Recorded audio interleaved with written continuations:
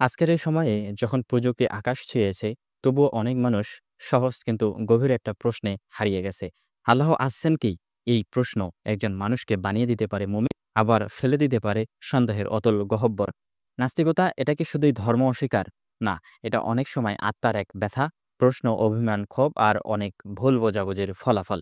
অনেকে ভাবে যেহেতু দুনিয়ায় কষ্ট আছে, মৃত্যু আছে, অন্যায় আছে, তাই বুঝি ঈশ্বর নেই। কিন্তু ভাই, কষ্ট থাকলেই কি বাবা-মাকে অস্বীকার করে ফেলি? জীবনের পরীক্ষায় তো প্রমাণ করে কে পাস করলো আর কে ফেল করলো। নাস্তিকতা এটি শুধুমাত্র যুক্তির বিষয় নয়, এটি আত্মার প্রশ্ন। তুমি কি আল্লাহকে খুঁজেছ?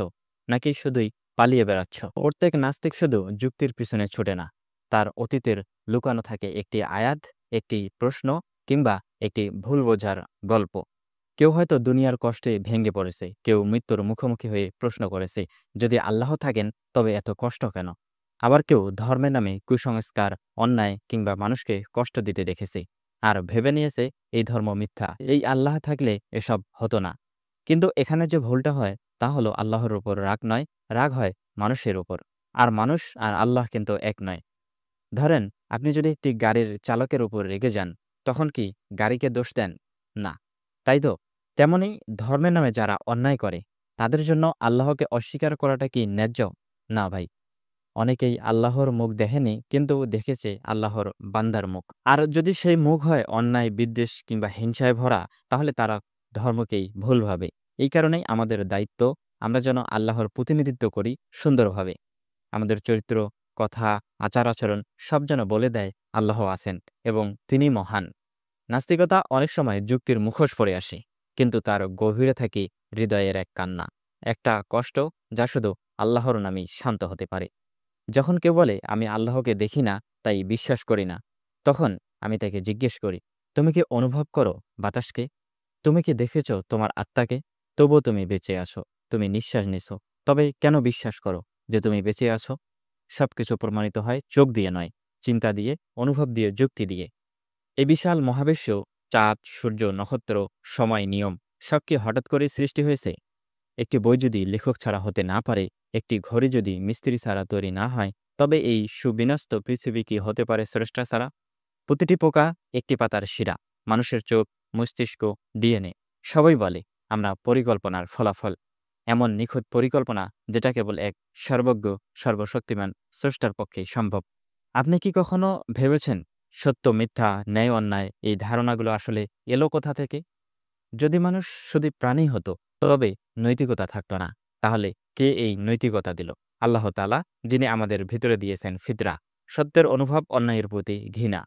যখন প্লেন ভেঙে পড়ে, জাহাজ ডুবে যায়, মরণ ঘণ্টা বাজে, তখন একজন নাস্তিকও বলে, ও গড! এই হৃদয় এটা জানে একজন আছেন। তিনি শুনেন, যিনি রক্ষা করেন। তিনি হলেন আল্লাহ। আল্লাহর অস্তিত্ব এটা এমন এক সত্য যেটা চোখে না দেখে হৃদয়ে অনুভব করা যায়। যারা খোঁজে তারা তাকে পায়। যারা অস্বীকার করে তাদের মাঝেও একদিন দোলা দেয় সেই আলোর বার্তা। তুমি একা নও, তোমার একজন রব আছেন। নাস্তিকরা বলে, যদি আল্লাহ থাকেন তবে এত দুঃখ, কষ্ট, যুদ্ধ, বন্যা কেন? একটা শিশু যদি জন্মেই মারা যায়, তাহলে কোথায় তার আল্লাহর রহমত? ধর্ম তো মানুষ সৃষ্টি করেছে। আজ আমরা এসব প্রশ্নের জবাব খুঁজব যুক্তির সাথে, ভালোবাসার সাথে। কষ্ট এটা প্রমাণ করে না যে আল্লাহ নেই, বরং কষ্ট আল্লাহর পরীক্ষার একটা অংশ। এই দুনিয়া জান্নাত নয়, এখানে সবকিছু হবে না। এটা পরীক্ষা কেন্দ্র, এটা শান্তি কেন্দ্র নয়। একটা ছাত্র যদি বলে আমার পরীক্ষায় ভুল হয়েছে, তাই প্রিন্সিপাল নেই, এটা যেমন যুক্তিহীন, তেমনি দুনিয়ার কষ্ট দেখে আল্লাহকে অস্বীকার করাও অযৌক্তিক একটি কথা। তুমি বলো ধর্ম মানুষ বানিয়েছে। তাহলে প্রশ্ন করি, সব ধর্মে কেন ঈশ্বরের ধারণা আছে? সব জাতিতে কেন ভালো মন্দের মানদণ্ড আছে? কেউ তাদের শেখায়নি, তবুও আছে। কিন্তু কেন? কারণ এটা মানুষের ভেতরে দেওয়া হয়েছে জন্মগতভাবে, ফিতরা। এটাই প্রমাণ ঈশ্বরের ধারণা মানুষ সৃষ্টি করেনি, বরং ঈশ্বরই মানুষকে সৃষ্টি করে দিয়েছেন নিজের ধারণা।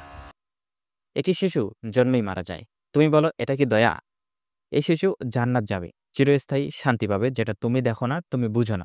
তুমি দুনিয়ার ৭০ থেকে ৮০ বছরের হিসাব দেখো, আল্লাহ দেখেন চিরন্তর সময়ের হিসাব। তোমার চোখ দেখে সবাইকে, আল্লাহর দয়া দেখে অনন্ত জীবন।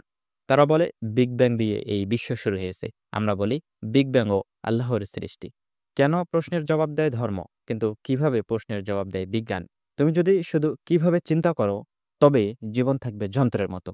যদি তুমি চিন্তা করো, কেন, বোঝো, তবে তোমার জীবন পাবে অর্থ। নাস্তিকরা নিজেকে বলে মুক্ত চিন্তার প্রতীক, আর ইসলাম সে বলে হক ও হিদায়েতের পথ। আজ আমরা দেখব কে আসলে অধিক যুক্তিবান, কে অধিক মানবিক, কে দেয় উদ্দেশ্যপূর্ণ জীবন, আর কে রাখে সবকিছুকে অর্থহীনতায়। নাস্তিকতা বলে তুমি হঠাৎ এসেছো, হঠাৎ চলে যাবে, জীবনের উদ্দেশ্য নেই, মৃত্যুর পর কিছু নেই, তুমি কেবল এক খণ্ড মাংস। তাহলে তোমার ভালো মন্দ কাজ, এদের মানে কি? তুমি দুনিয়ায় কষ্ট সহ্য করো কেন? কার জন্য তুমি ভালো হও? নাস্তিকতা দেয় না এসব প্রশ্নের উত্তর। সে কেবল বলে তুমি নিজেই তোমার ঈশ্বর, অথচ নিজেই জানো তুমি দুর্বল, তুমি বিভ্রান্ত, মৃত্যুর অধীন। ইসলাম এক অর্থপূর্ণ জীবনের পথ। ইসলাম বলে তুমি সৃষ্টি হয়েছ মহান এক উদ্দেশ্যে। তোমার রব আছেন যিনি ভালোবাসেন, তোমার প্রতিটি কান্না দেখেন, আর মৃত্যুর পর বলে দিবেন চূড়ান্ত ন্যায় বিচার। তুমি এক ফোঁটা পানির নিষ্ক্রিয়তা থেকেও সৃষ্টি হয়ে এত জটিল শরীর পেয়েছ। তাহলে কি জীবনের পেছনে স্রষ্টা নেই? ইসলাম তোমাকে শুধু কে তুমি তা বলে না, বলে কেন তুমি, কোথায় যাচ্ছ, কেন ভালো হতে হবে। তুমি যদি বলো ভালো কাজ করা উচিত, তাহলে বলো কেন। যদি সৃষ্টিকর্তা না থাকেন, তাহলে ভালো মন্দ তো শুধু মানুষের মতামত। তবে নৈতিকতা, সে আসে ঈশ্বর এক প্রদত্ত আত্মা থেকে। তাই তো একজন মানুষ দূর দ্বীপে থাকলেও সে চুরি করতে লজ্জা পায়। ইসলাম শুধু মাথার ধর্ম নয়, এটি হেদায়েতেরও ধর্ম, যেখানে রয়েছে মুক্তি, আছে ভালোবাসা, আছে মাফ, আছে জবাবদিহিতা। তুমি গড়েছ প্রযুক্তি, আবিষ্কার করেছ গ্রহ, কিন্তু নিজের অস্তিত্বের প্রশ্নে যদি তুমি হারিয়ে যাও, তাহলে জ্ঞান কিসের? ইসলাম তোমাকে ডাকছে জীবনের উদ্দেশ্যের পথে, যেখানে তুমি শুধুই এক দেহ নাও, তুমি একজন আত্মা, যার একজন রব আছেন, আর যিনি চান তুমি তাকে চিনো। অনেক নাস্তিক তাদের যুক্তি, চিন্তা, গবেষণা আর ভেতরের কষ্টের মধ্যে দিয়ে শেষমেশে ফিরে আসে আলোর পথে, ইসলামের পথে। অনেক নাস্তিক তারা প্রশ্ন করে, তারা খোঁজে, তাদের সমস্যা ঈমান নয়, তাদের সমস্যা ভুল ব্যাখ্যা, ভুল মুসলিম, আর উত্তর না পাওয়া প্রশ্ন। ডাক্তার জ্যাফারিং ল্যাং একজন মার্কিন গণিতবিদ ছিলেন ঘোর নাস্তিক। তিনি একদিন বললেন, আমি যখন কুরআন খুললাম, এটা যেন আমার মনে জমে থাকা প্রতিটি প্রশ্নের জবাব দিচ্ছে। তার চোখ ভিজে গেল। একসময় তিনি ঈশ্বরে বিশ্বাস করতেন না। তিনি সেজদায় পড়ে গেলেন। কেন ইউরোপের বিশ্ববিদ্যালয়ে প্রফেসররা ইসলাম গ্রহণ করছেন?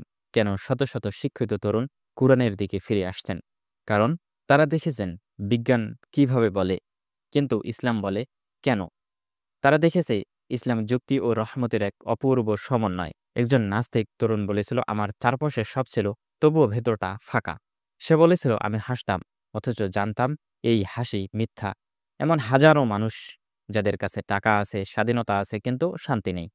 আর তখন তারা খোঁজে একটি সত্য, একটি আশ্রয়, আর তখনই তারা কোরআনের দিকে ফিরে।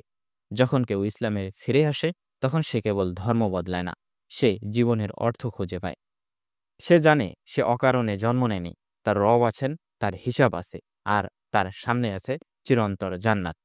তুমি হয়তো আজ দ্বিধায় আছো, প্রশ্নে আছো, কিন্তু শোনো, প্রশ্ন করা সমস্যা নাই, উত্তরের দরজা বন্ধ করাই বিপদ। ইসলাম তোমাকে শুধু বিশ্বাস নয়, উত্তরের সাথে বিশ্বাস দেয়। তুমি এসো প্রশ্ন নিয়ে, যেমন এসেছিলেন হাজারো নাস্তিক, আর ফিরে গিয়েছিলেন এক অনন্ত শান্তির পথে।